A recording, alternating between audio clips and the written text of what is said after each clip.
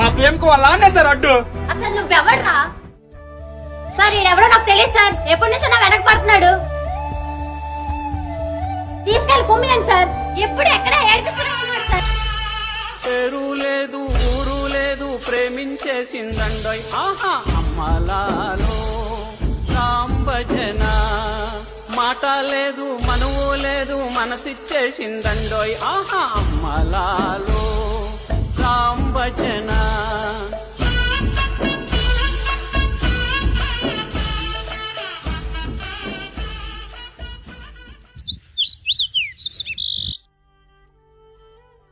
రాము చాలా మంచోడు.